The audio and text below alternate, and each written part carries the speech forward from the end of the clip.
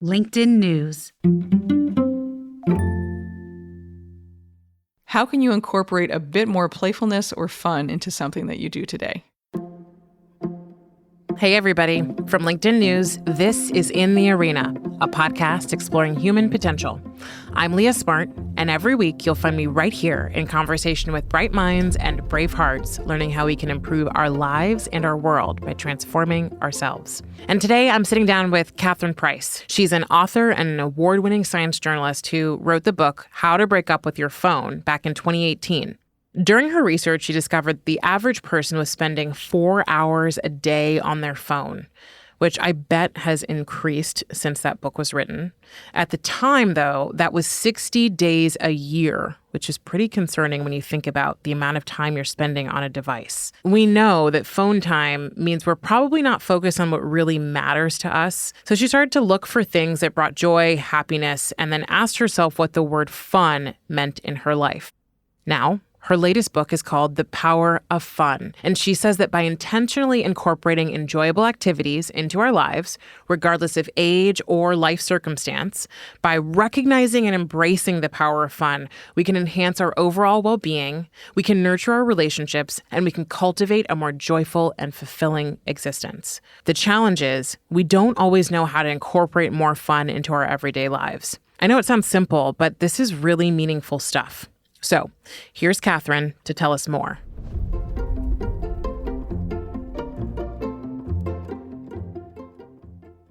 My intention is to help people achieve better screen-life balance. And that, in turn, to me, means helping people scroll less and live more.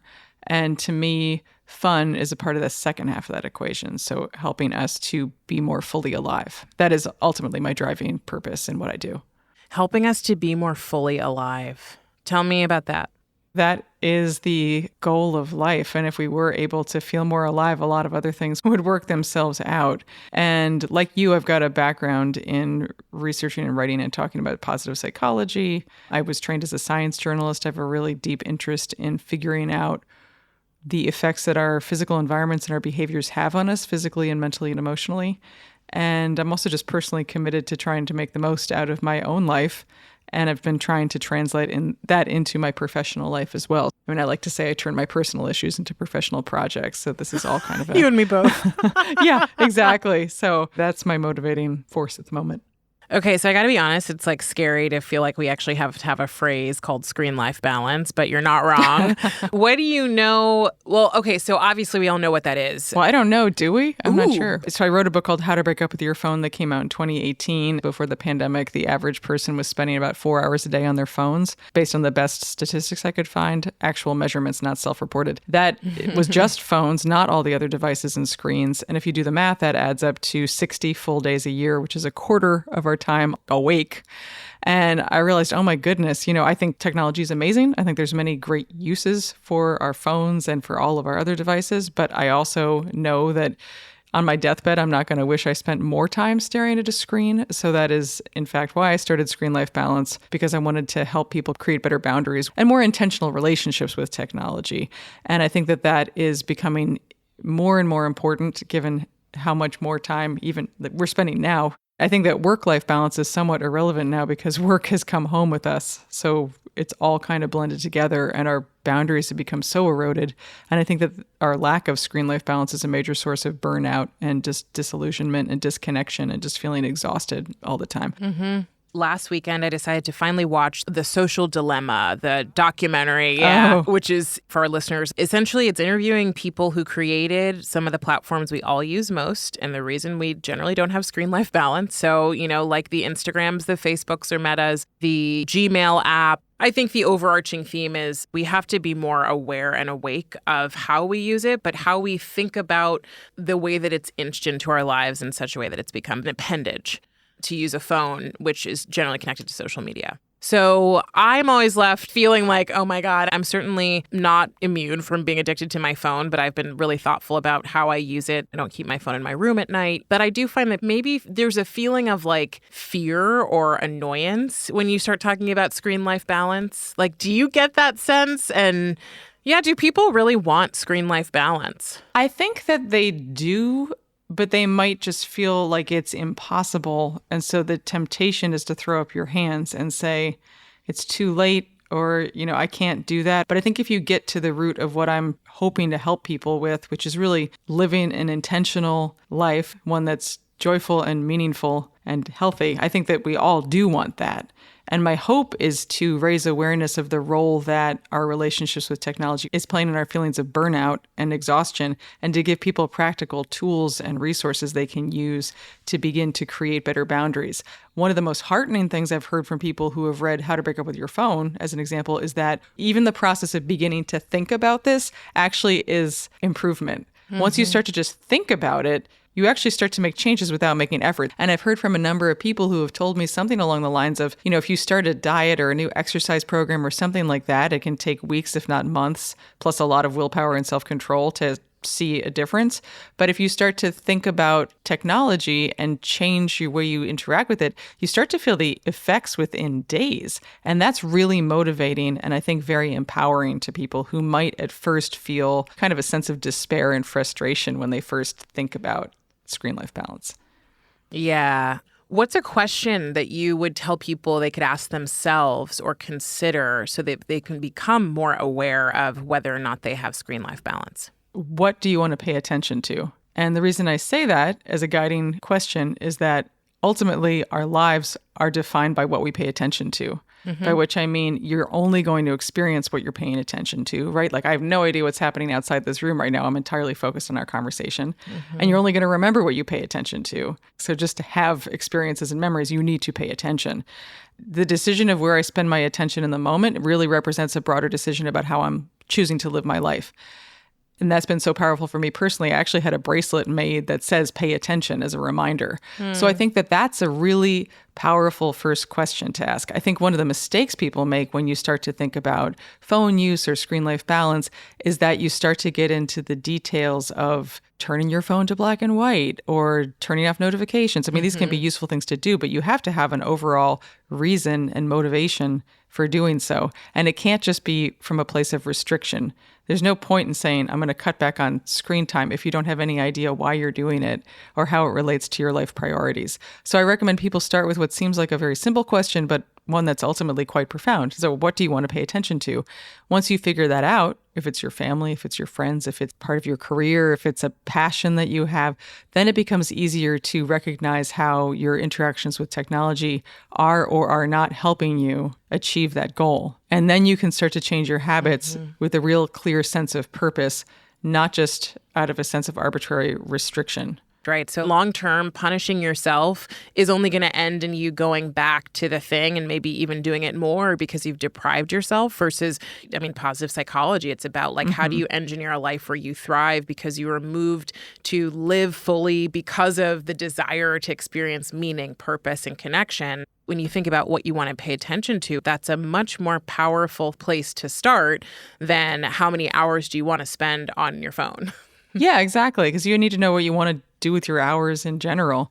And for me, then it just helps make things so much clearer. If I'm like, oh, something I really want to pay attention to is music because it brings me joy, right? Then I'm like, well, okay, if I've got a half-hour chunk of time and I've got a choice between practicing something on the piano or like playing with friends versus looking at social media, the choice is so clear. It just clarifies things for me to really think about what I want to pay attention to and then evaluate all the minute-to-minute decisions about my attention based on my answer to that larger question of attention. What you want to pay attention to then alludes to what your values are and what matters to you. And I think a lot of times people go, I don't know what my values are. All these things that make us feel like we're so far away from the things, so we just give up, throw our hands up, like you said, and then go back to our phones or whatever we're doing because it's easier and it's distracting. And some of these big questions can feel like a lot. This is a really simple way to go, oh, if I want to pay attention to these things, it must mean that these things are important to me for some reason. It probably means it's tied to a value, whether it be that like for you, it's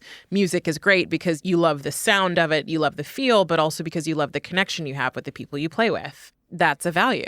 Yeah, and I think that it works in the opposite direction too, in the sense that if you ask people what their values are, a lot of times we'll say things that are kind of platitudes like, oh, my family is very important to me, right? But then to me, asking yourself, well, what are you paying attention to and how does it align with that supposed value is very clarifying, because it's like, you said you want to pay attention to your family. Well, when you're doing bedtime with your kids, is your phone in the room? Are you kind of having an eye on work email, at the dinner table? That does not align with what you just told me is very important to you. So for me, that's very clarifying, because then I've heard many people say like, oh, wait, that was kind of a light bulb moment that I'm not actually living in a way that aligns with what I said was important. Then it becomes much easier to change that habit, because there's a fundamental disconnect between who you say you are and want to be and how you're behaving. So I think it can be very empowering. When I'm working with people in a coaching context, I always have them start off with this thing called the Wheel of Life, which is an 8-sectioned wheel that has basically the 8 things we all care about in life. So family, friendships, romance, physical environment, career or work, personal growth or spirituality, and then fun and recreation is one. Oh, nice. And so, yes, so hence wanting to talk to you. The point is we all have different recipes for what fulfillment looks like, and it's really about becoming more aware of your recipe and understanding what that would mean in practice. So I got to you because I saw your TED Talk about fun, and it's an important piece of this wheel. It's one that I don't know if I pay a lot of attention to, maybe because I make up that like I am always having fun. I don't know, but maybe I'm not.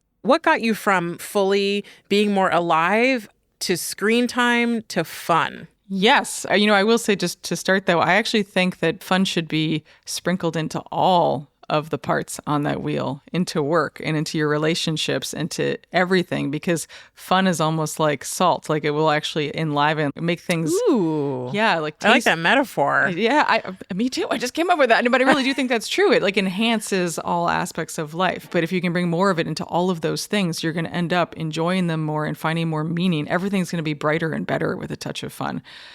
The way that I came to this is that I did have a longstanding interest, both personal and professional, in health and wellness and in what led me to positive psychology. But I was diagnosed with type 1 diabetes when I was 22, and that really got me interested in nutrition and also just in the general effects that, as I was saying, our physical environments and the inputs that we put into our bodies have on us physically and in other capacities as well. I had never thought to focus on technology in particular, but then I had my daughter in 2015, and I had these moments of self-awareness where I would notice that I would be with her in the middle of the night and she would be looking up at me, and then I'd be looking down at my phone. And it gave me the awareness to recognize, wait, this does not align with what I say is important to me. And it's also not the impression I want my daughter to have of a human relationship, let alone with her mom. And based on my background in science journalism, that I also was deeply disturbed by what effect it might have on her to not have this bonding that comes from eye contact between a parent and a child. So I was deeply disturbed by it, and I decided to turn that personal issue into a professional project. That's what led to How to Break Up with Your Phone, because at that time I found a number of books that were kind of sounding the alarm on some of the potential effects that our interactions with screens and devices could be having on us, in particular in terms of our attention spans and ability to think deeply. The point of breaking up with your phone is not to dump it. We're not like throwing our phones into a river unless you want to, but it's really about creating a healthier relationship, a new and healthier one. So I did that, and then I realized that opens up a whole new can of worms, which is that once you reclaim time, then you need to figure out how you want to spend that time. And I had a kind of this existential crisis in this very room where I realized, oh my goodness, I've lost sight of what I want to focus on and what I want to spend my time on. So I ended up asking myself this question that I asked people when I was writing How to Break Up with Your Phone. And the question was, what's something I say I want to do, but I supposedly don't have time for? Which is something I'd suggest listeners ask themselves as well. My personal answer was learn to play the guitar, because I played piano since I was a child. And I had a guitar my grandmother gave me money for in college. I was really close to her, but I never learned to play it. But I ended up signing up for this guitar class at a children's music studio. It was like a nighttime guitar class. And I just started to notice that this class was becoming something I looked forward to for the whole week. And it was giving me this sense of energy and release and freedom and joy that was very energizing. But there was something more about the energy that this class was producing. And I got obsessed with trying to figure out, well, what's the word that describes this feeling? And this is going to sound like a very dumb revelation, but eventually I was like, oh, It's fun. I'm having fun. We're taking a quick break. When we get back, Catherine Price is going to help us learn ways we can incorporate fun into our day-to-day lives. And we're back with award-winning science journalist and author Catherine Price. So how do you define fun then based on what you understand? So I define fun as being the confluence of three states, which are playfulness, connection, and flow. And it's a definition that I attempted to validate by collecting stories from people around the world. I've got thousands of stories now about past memories from their own lives that stand out to them as having truly been fun. I have descriptions of these stories, and then I asked people after they told me the stories, like, would this definition apply? And people said it would. So I like to clarify what I mean by those three states. Playfulness in particular can really make adults clench up and get very anxious because I think we've lost touch with playfulness and we tend to confuse it with childish play or being silly. And that's not what I mean. Playfulness is much more of an attitude that you bring to things where you are kind of letting go of perfectionism and you're doing things for the sake of doing them and not getting overly wrapped up in what the outcome might be. So having kind of a spirit of exploration and experimentation, letting yourself laugh, finding the absurdity in things. Yeah. The other two elements that I think define fun, talked about playfulness. Connection is the feeling of having a special shared experience with someone else. And it was very interesting to me to see that in the vast majority of stories people shared with me, there was another person involved. And this was true even for introverts. And people actually commented on it. I asked people, did anything about what you just told me surprise you? A number of people said something along the lines of, I'm an introvert, but actually all the stories I just told you involved other people. So I think it's less about the need for human connection and more about what type of connection enables you to let go and have fun. And then the third element of fun is flow, which gets to that sense of letting go and being present. And that's basically a term created by the Hungarian psychologist Mihaly Csikszentmihalyi that means being totally engrossed and actively engaged in your present experience, often to the point that you lose track of time. And it's what we typically think of as being, quote, in the zone, whether it's a work project or a really engaging conversation, or the quintessential example tends to be an athlete in the middle of a game or a musician playing a piece of music. You're totally focused and engaged. And it's important to note that you cannot be in flow if you're distracted. That's like the anti-definition of flow. It's also not passive consumption. You can lose track of time staring at Instagram. Right. But Csikszentmihalyi would have called that junk flow because it's not actually being active. So playfulness and connection and flow are all great on their own. I believe when all three happen at once, the center of that Venn diagram is the feeling of what I call true fun. And it's a really magical, joyful, and interestingly, physiologically very healthy and positive state to be in that has all sorts of benefits that stand in complete contrast to what we typically think of when we think of fun. Tell me about the physiological benefits. Yeah, I find this fascinating. So this gets into my total endocrinology kind of dorkiness with type 1 diabetes. Love it. Yes. But, I think it's pretty well known by this point that being emotionally stressed out is bad for you over time. Mm-hmm. And that has to do with the impact that emotional stress has on our levels of our stress hormones, more specifically cortisol, our primary stress hormone. Cortisol is very important if you're trying to respond to a physical threat. It does things like increase your blood pressure and your blood glucose and your heart rate, right? Like very important if you actually need to run away from something. But if the stressor is, for example, like an email, then you've just basically gotten yourself primed to flee when you're stuck at your desk. It's not the right response. If you think about some of these physiological effects of cortisol, it makes sense why elevated levels of cortisol over time are strongly associated with increased risks of, for example, like heart attack and stroke and type 2 diabetes, right? It's very bad over time to have that hormone stay elevated. So anything that reduces stress is going to have a positive effect on us physiologically. And fun is a very low stressed, relaxed state. I think it's less well known, or at least acknowledged at this point, that social isolation and loneliness actually have the same effects on us, likely because they also spike cortisol. And there's really fascinating research on this. For example, there's a really well-regarded meta-analysis that found that the risks of loneliness and isolation in terms of health were similar to those of smoking 15 cigarettes a day. That's astonishing. If you're lonely and isolated, it actually can affect you down to the level at which your genes are expressed, meaning which genes are turned on and off at particular times, which in turn influences your risks for disease. So the fact that fun, by my definition, is a socially connected and engaged state makes me personally hypothesize that it would also help us in that regard by making us feel less stressed but also socially engaged. It's having positive effects on our baseline hormones in ways that make us healthier. And to me, that's mind-blowing because it means that far from being frivolous, this is actually a health intervention. Correct.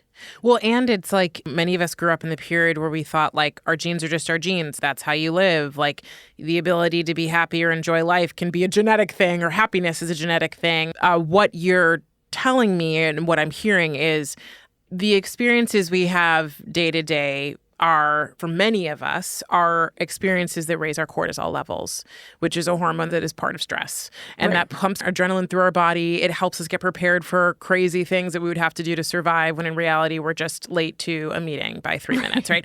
So, and I didn't know this part, feeling socially isolated or lonely also raises cortisol. I did not know that. So more stress, right? Loneliness and isolation is happening more and more now than it ever has. Oh, yeah. I mean, the Surgeon General has made loneliness actually one of his top priorities as Surgeon General to try to address. There's a minister of loneliness in the UK. It's very, very British. Very. I don't know if that sounds like a tough job. So, but what you're also saying is fun is its own 3-part system. So it's not just one of those things, it's all of those things, and that we can engineer experiences like that. Yes, and this is where it starts to sound really unfun. And one of my friends is like, that is possibly the least fun thing I've ever heard in my life. And I was like, that's a good point. One of my goals is that I like the idea of taking something that's abstract and then breaking it down into something that's more concrete. I mean, one of my issues with happiness is that it's so intangible. Yes. It's very hard to define, right? There's whole books written about it. And to me, fun is at least one step closer to something tangible, by which I mean, if I were to ask you, what's happiness, or are you happy? We'd have to start with that big philosophical discussion of what it means. If I ask you, did you have fun last weekend? You probably have a much better gut sense of whether the answer is yes or no. So then to me, the next step is, okay, well, if we kind of have a better sense of whether something felt fun, what is fun? Like, what are the parts? That's where playfulness and connection and flow come in, because I think that, as I said, each of those states is very good for us and feels very good on its own.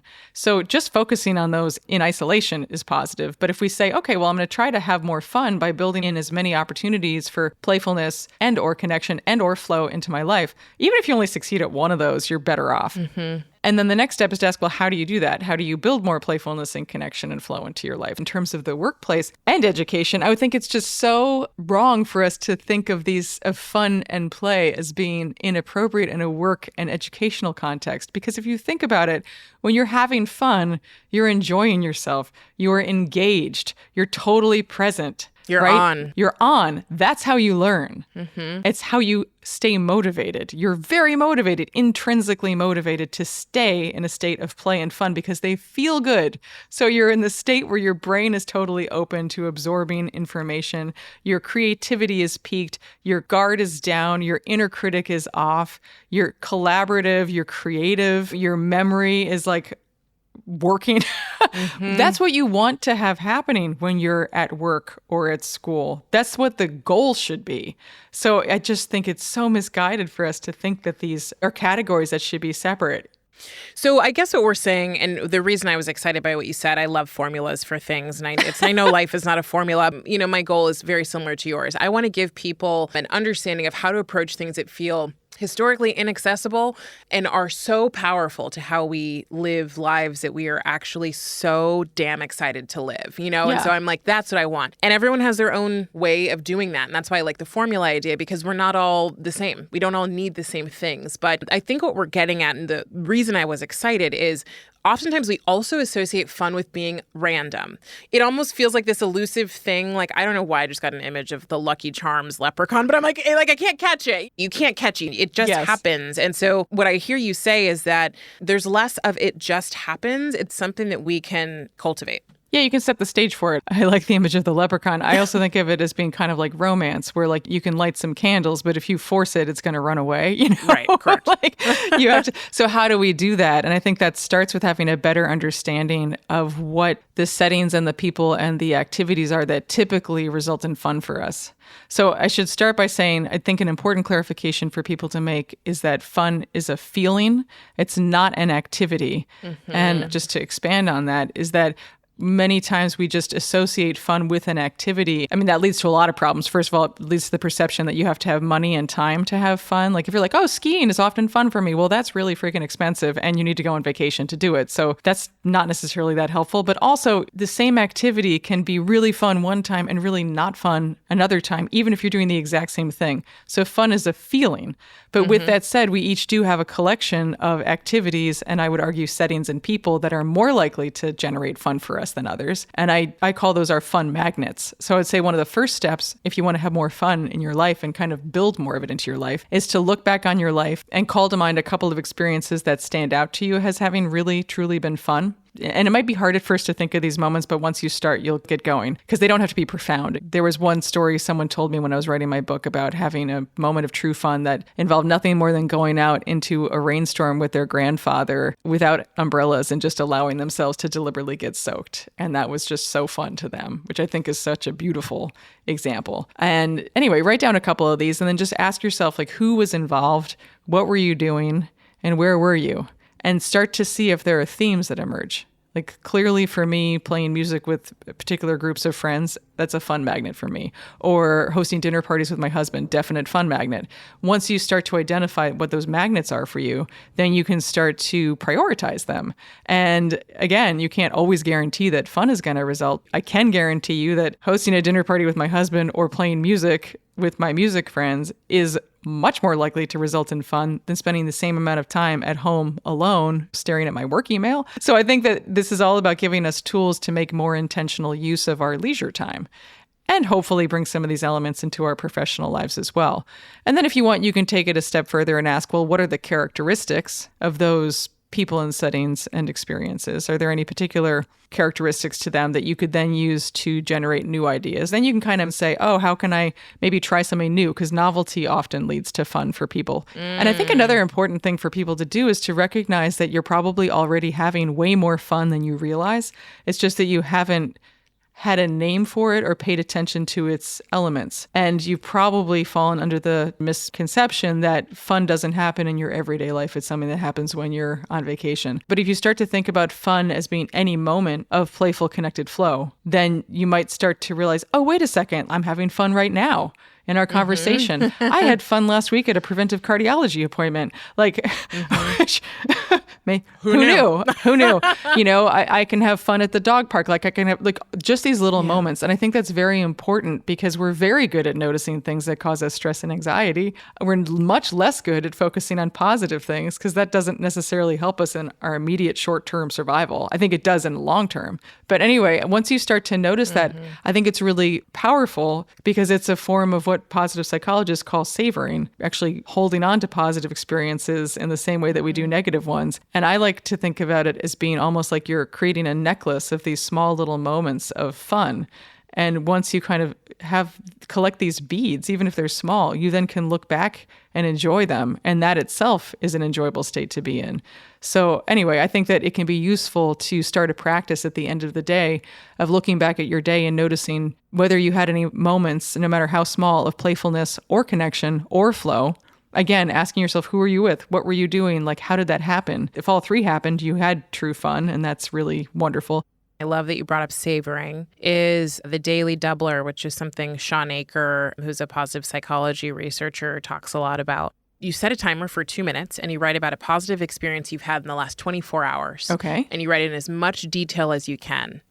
And so in doing that, and it's only 2 minutes, it goes by in Goes by in a flash. In 2 minutes. In 2 minutes, right. So like it's easy to do. You can't, it's really hard to be like, I don't have time for that. So in a very short amount of time, you're all of a sudden, right, back where you were when that moment was happening in the last 24 hours, experiencing that good feeling, writing about it, savoring it, and feeling grateful for it. So you're doubling up on the thing that happened. Ooh, I like that. Yeah. Yes. And one of the things that he said, based on the research, it is so much easier to be negative, to be frustrated, to say we have to be productive, and so that means we can't enjoy, right? You know, all of those things are much easier than to actually decide you're going to purposefully create joy, purposefully create an experience or set the stage for contentment or fun. And just as I'm saying this, I'm like, maybe fun's a little bit of a vulnerable thing too. Oh, because, yes. Thank you for touching on that. Yeah, like it's like, oh, how do I set the stage? And what if it doesn't happen? Or is it okay for me to be silly, weird, whatever, and enjoying and fun in front of other people? Yeah, it's interesting you say that. I've been thinking about that a lot because, you know, as I was saying, part of playfulness is having your guard down. Mm-hmm. But I do think there's an element of vulnerability in that happens with fun that's really magical because it doesn't feel vulnerable,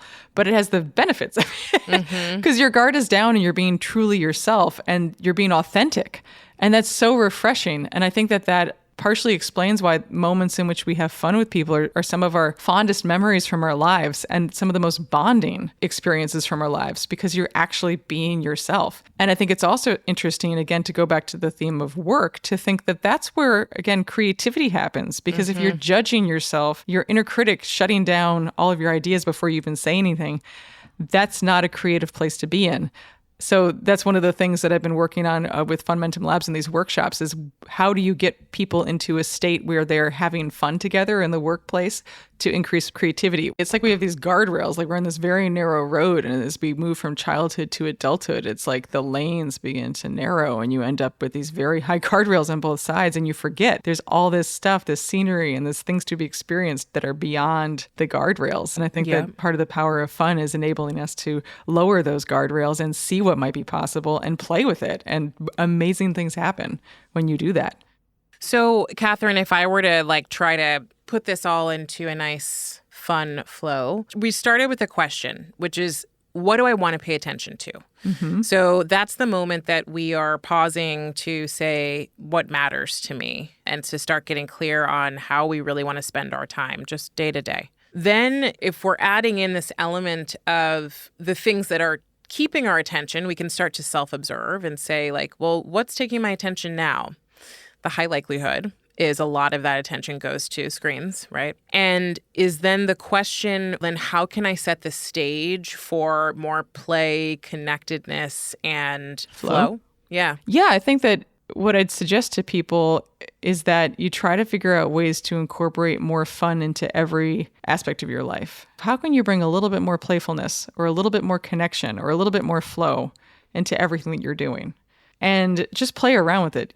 Just notice the difference in your energy levels when you actually try to pay attention to those three elements. Notice how much more you remember from your day when you put that intention into your activities. I personally can say that focusing on those three elements, focusing on fun, it's not going to guarantee that every moment in your life is going to be like the most fun, most memorable experience, but it makes life more vivid.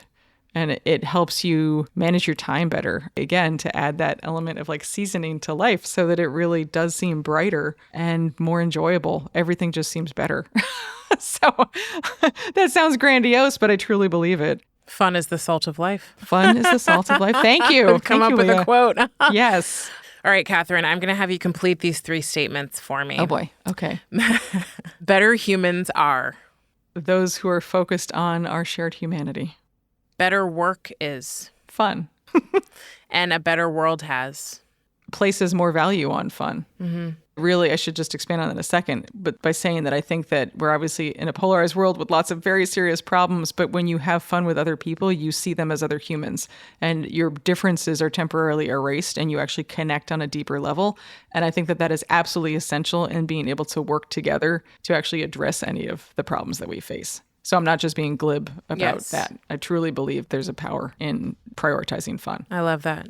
Thank you so much for joining me, Catherine. I've had a lot of fun. I've learned a lot, so thank you. Nice. Well, thank you so much for having me. I had a wonderful, fun time talking to you, and I really appreciate the opportunity. That was Catherine Price, author of The Power of Fun. One big thing before we go, I think that ultimately fun is just asking us to show up for the present moment and really be there. When you think about it, you can't have fun if you're regretting the past or you're worrying about the future, which so many of us do. It made me think about this experience where I went to the park over the weekend, and it was myself, my boyfriend, and our 2 dogs. And we let the dogs off the leash, and they're out playing, and we came across just a football randomly that had been put in the park and left there. And within a couple minutes, we were playing catch between myself, my boyfriend, and then trying to keep the dogs from getting the football. I didn't realize till later, it sounds crazy, why I enjoyed this moment so much. What I realized, though, was we were having fun. We were playing. We didn't have any expectation. We didn't have any purpose in what we were doing. We were just having fun, and we were experiencing the joy of that fun. I bring this up because I think that it's in the smallest moments that we can find the experiences we think the big moments are going to give us. That was a moment I went, oh my gosh, I would redo that 10 times over again. So if you're trying to figure out how to have more fun, it's like, just show up for the present moment. And if you're wondering what else it does for you, think about the things Catherine shared. Incorporating fun into our lives can help us build resilience, can help us cope with stress, it can help us buffer against burnout, which so many of us experience, and it can increase the positivity in the way we show up in the world, in our mindset. So if this conversation has you thinking about ways to have more fun in your day-to-day life, share it with someone who's looking to learn more about how they can do that too, and help other people like you find our show by leaving us a rating before you go. Even better, write a 1-sentence review telling me what you took away from this conversation on fun. And as always, you can find me on LinkedIn writing about human potential and meaningful living. In the Arena is a production of LinkedIn News. The show is produced by Alexis Ramdow and Rafa Fariha. Asaf Gadron makes sure we sound good in the studio. Joe DeGiorgi mixed our show. Enrique Montalvo is the executive producer of LinkedIn Editorial Productions. Dave Pond is head of news production. Courtney Coop is head of LinkedIn Original Audio and Video. Dan Roth is the editor-in-chief of LinkedIn. And I'm Leah Smart. Thanks for coming with me, and I'll see you next week.